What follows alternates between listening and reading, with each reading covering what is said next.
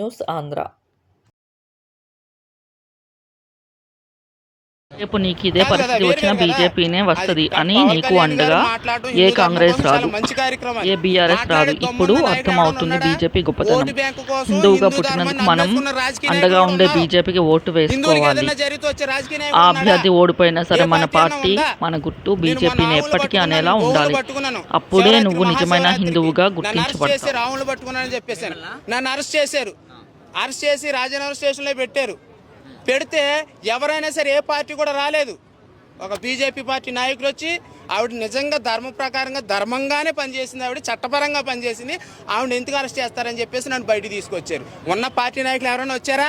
హిందువులు ఇప్పటికైనా ఈ విషయం తెలుసుకోవాలి. హిందూ ధర్మంకి సపోర్ట్ చేసేది ఎవరైనా ఉన్నారంటే వాళ్ళకి మనం ఓటేయాలి.